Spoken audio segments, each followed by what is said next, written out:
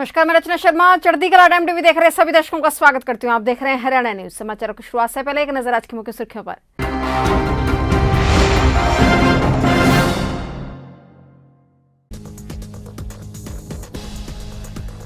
75% तक आरक्षण दिए जाने वाले कानून पर मिलीजुली प्रतिक्रिया।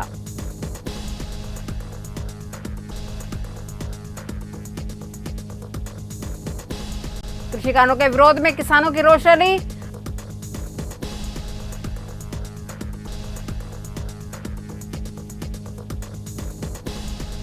अंबाला के विधायक असीम गोयल ने ली वैक्सीन की डोज।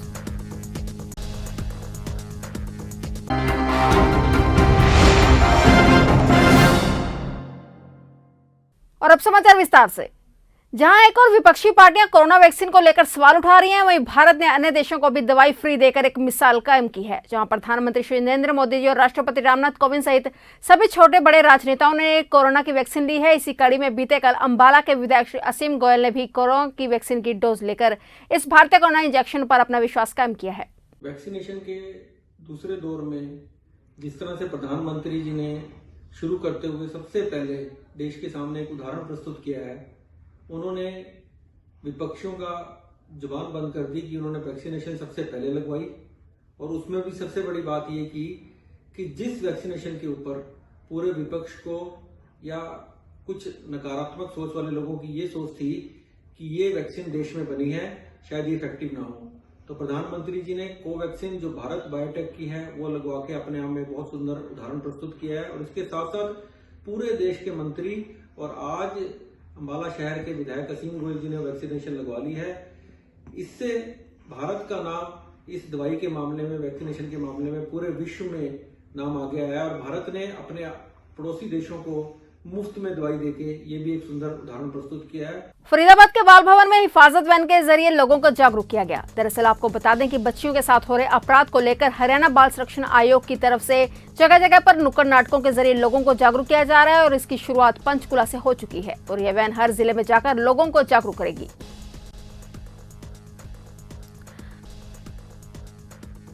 जैसा कि आज का प्रोग्राम है जो बाल भवन में फरीदाबाद में आपके सामने आयोजित किया गया है, जिसमें हिफाजत के नाम से एक वैन हमारे पुलिस विभाग के सहयोग से और हरियाणा राज्य बाल संरक्षण आयोग है उनकी तरफ से जो ये प्रोग्राम किया गया है। इस प्रोग्राम के अंदर नुक्कड़ नाटक के माध्यम से सभी यहाँ पर मौजूद जितने बच्चे थे और सभी मौजूद को हमने यहाँ पर दिखाया गया है कि भाई किस प्रकार से बच्चे को अपनी सुरक्षा करनी चाहिए और गुड टच और बैड टच, और बच्चे के साथ अगर कोई गलत तरीके से कोई उसको छेड़खानी वगैरह करता है तो उसको किस तरीके से रहना है और कैसे उसको पुलिस की मदद करनी है, वो सारे यहाँ पर एक नुक्कड़ नाटक के माध्यम से दिखाया गया है। इसके अलावा 1098 के बारे में भी बच्चों को बताया गया है कि कोई भी बच्चा किसी प्रकार घबराने की ज़रूरत नहीं। और पुलिस के बारे में भी हमने हमारी इंस्पेक्टर माया द्वारा भी एक लेक्चर और हमारे द्वारा बताया गया है कि 1098 पर किसी प्रकार की कोई छेड़खानी किसी बच्चे से होती है तो इस पर सूचना दें। हरियाणा सरकार द्वारा प्राइवेट नौकरी में हरियाणा के निवासियों को 75% तक आरक्षण दिए जाने पर कानून बनाए जाने के बाद उद्योगपतियों और छात्रों को मिलीजुली प्रतिक्रिया सामने आई है। सरकार के इस नए कानून पर लोगों का क्या कहना है, ये जरा आप भी सुने। पॉजिटिव और नेगेटिव एस्पेक्ट देखें तो आप किस तरह से देखते हैं? सर दोनों ही हैं जी। पॉजिटिव क्या है और नेगेटिव? देखिए, स्किल्स जो हैं, हरियाणा का जो यूथ है वो टेक्निकल स्किल्स में इतना आगे अभी तक नहीं आया। मेरा 40 साल का एक्सपीरियंस है, बड़ी बड़ी वर्कशॉप्स में मैंने काम किया है। प्रेस शॉप मान लीजिए, ले लीजिए, प्रेस शॉप में हमेशा बिहार के आदमी काम करते हैं, बहुत ही कम हरियाणा के लोग हैं जो ऐसे काम करते हो। आप दूर क्यों जाते हैं, अपनी खेती है दूसरे लोगों से करवाते हैं, तो कहाँ नौकरी करेंगे वो?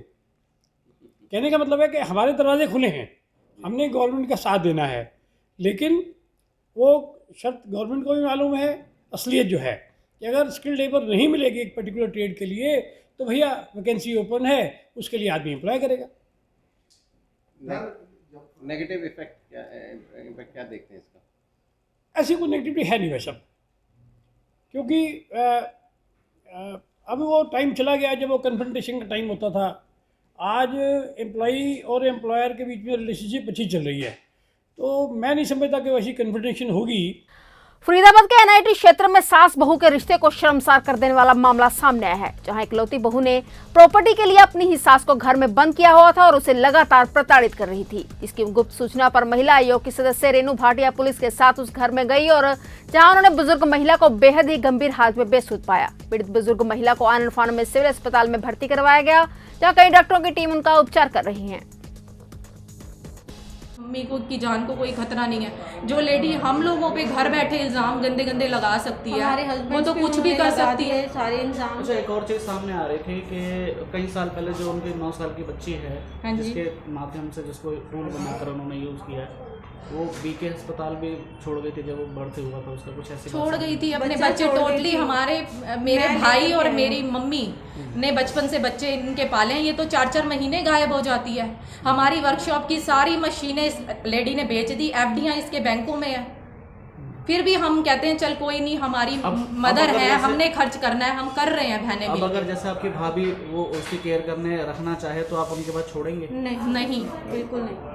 हमें इस लेडी पे विश्वास नहीं है। कैथल जिले के सबसे बड़े गांव बालू में किसान आंदोलन को धार देने के लिए अखिल भारतीय किसान सभा हरियाणा ने आंदोलन का हिस्सा बनकर मोदी सरकार के 3 काले कानूनों के विरोध में रोष प्रकट कर रैली निकाली और मोदी सरकार को चेताया कि हमारा संघर्ष तब तक जारी रहेगा जब तक ये काले कानून रद्द नहीं होते। 3 काले कानून और बिजली बिल 2020 इस संदर्भ में किसान संयुक्त मोर्चा का जो हमारे पास आह्वान आया है, उसकी कड़ी के रूप में हम प्रत्येक गांव में जा रहे हैं। और कल हम रापड़िया पट्टी में आए थे, आज हम बिडाल पट्टी में। नशा तस्करी करने के मामले में 2 आरोपियों को गिरफ्तार करने के लिए गई सीआईए स्टाफ पुलिस की टीम पर कुछ लोगों ने हमला करते हुए काबू किए गए 2 लोगों में से एक को छुड़वा लिया तथा पुलिस की टीम के साथ मारपीट भी की गई।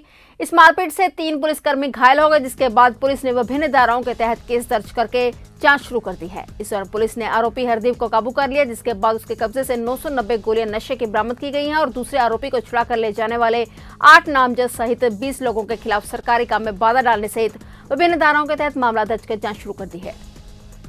शाम को हमारी सीआईए टोहाना की टीम ओम प्रकाश एएसआई के नेतृत्व में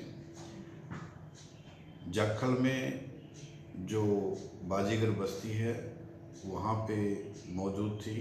तो उसी समय जो है उनको सूचना मिली कि कोई एनडीपीएस का जो है वहाँ पे व्यक्ति जो है वो आदान प्रदान कर रहा है। जो सूचना पर हमारी टीम वहाँ पहुँची और उन्होंने एक व्यक्ति जो है उसको पकड़ लिया और दोनों को पकड़ा था। लेकिन इसी दौरान जब बाजीगर बस्ती के कुछ लोग और लेडीज़, औरतें, बच्चे जो है वो वहाँ आ गए और उन्होंने एक अपराधी को जो है वो पुलिस से छुड़वा लिया। जो इसमें जो है हमारे पुलिस के 3 कर्मियों को जो है वो चोटें लगी हैं, उनके मेडिकल करवाए गए हैं। उसके बाद जो व्यक्ति था जिसको काबू किया गया था, उससे ड्यूटी मजिस्ट्रेट जो हैं उनकी उपस्थिति में उसकी तलाशी ली गई। तो उससे जो है वो 990 गोली जो है ट्रामाडोल की जो है नशीली गोलियां जो है वो बरामद हुई है और उनका कुल वज़न जो है वो 480 ग्राम जो है बना है। तो ये उनसे बरामदगी है। जो एक दोषी था हरजीत नाम का, उसको उन्होंने छुड़वा लिया है और हमने जो है इसमें एनडीपीएस में और जो नियम अनुसार उचित धाराएं थी उनमें अभियोग अंकित किया है, जिसकी तफ्तीश जारी है। करनाल में कोरोना का कहर लगातार बढ़ता ही जा रहा है। कोरोना के 64 पॉजिटिव मामले सामने आए हैं। वहीं अब कोरोना के एक्टिव केस की संख्या 295 हो गई है। बढ़ते संक्रमण के मद्देनजर स्वास्थ्य विभाग ने बाकी कर्मचारियों और बच्चों के सैंपल लेने शुरू कर दिए हैं। बता दें कि करनाल के काछवा में सीनियर सेकेंडरी के 7 बच्चे कोरोना पॉजिटिव मिले और जिसके बाद स्कूल को सैनिटाइज करवाया जा रहा है और स्टाफ के कर्मचारियों समेत टीचर्स और बाकी बच्चों के भी सैंपल लिए जा रहे हैं। वहीं तिरावड़ी के एसबीआई बैंक में कोरोना के एक साथ 7 मामले सामने आए और जिसके बाद स्वास्थ्य विभाग के द्वारा बाकी सभी स्टाफ के कर्मचारियों के सैंपल लिए जा रहे हैं और बैंक को 1 दिन के लिए बंद कर दिया गया है। देखिए, आज जो सुबह हमारी टेस्ट की रिपोर्ट्स आई हैं उसमें गांव काछवा के सीनियर सेकेंडरी स्कूल के 7 बच्चे जो हैं वो पॉजिटिव आए हैं और हमारी टीम वहाँ पे जो लोकल प्रोग्राम ऑफिसर्स भी हैं और डॉक्टर्स हैं वो सभी स्कूल में जाके सभी दिशा निर्देश दे रहे हैं और बार बार हम आग्रह भी कर रहे हैं क्योंकि स्कूल्स में बच्चे बहुत क्लोजली बैठते हैं, आपस में खेलते हैं और कहीं ना कहीं सोशल डिस्टेंसिंग नॉर्म्स का भी पालना उस तरह से नहीं हो पा रही है। तो हम पुनः ये आग्रह करना चाहेंगे कि स्कूल्स में कहीं भी किसी बच्चे को कोई थोड़ा बहुत सिम्टम भी हो तो इमीडिएटली उसको एक तो स्कूल आने से मना किया जाए और दूसरा उनको इमीडिएटली टेस्ट करवाया जाए और उनके साथ के जो कॉन्टैक्ट्स हैं उनको भी कॉन्टैक्ट को भी टेस्ट करवाया जाए। पेट्रोल, डीजल और रसोई गैस के अलावा मूलभूत वस्तुओं की बढ़ती कीमतों के विरोध में गुरुवार को कालका स्थित गांधी चौक पर कांग्रेस पार्टी द्वारा बीजेपी सरकार के खिलाफ धरना प्रदर्शन करते हुए प्रशासनिक अधिकारी को ज्ञापन सौंपा गया। इससे पहले गांधी चौक पर कांग्रेस पार्टी के कई वरिष्ठ नेताओं ने भी बीजेपी सरकार पर कड़े शब्दों में आलोचना की है और एसडीएम और प्रशासन के खिलाफ भी कांग्रेस पार्टी ने नारेबाजी की है।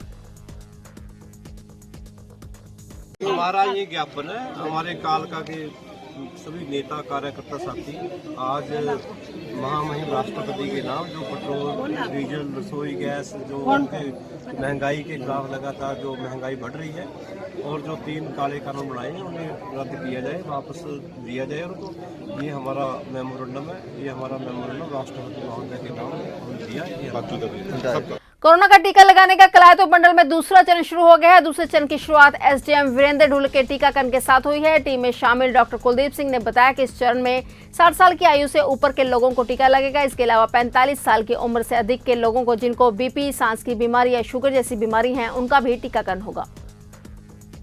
कालका रेलवे रोड पर लोग ना तो पैदल चल पाते थे और ना ही कार या गाड़ी से। सड़क के बीचों बीच इतने बड़े खड्डे बन चुके थे कि कई बार पैदल चलने वाले और कभी बाइक वाले गिरकर चोटिल भी हो जाते थे। इस खबर का असर रेलवे रोड पर देखने को मिला।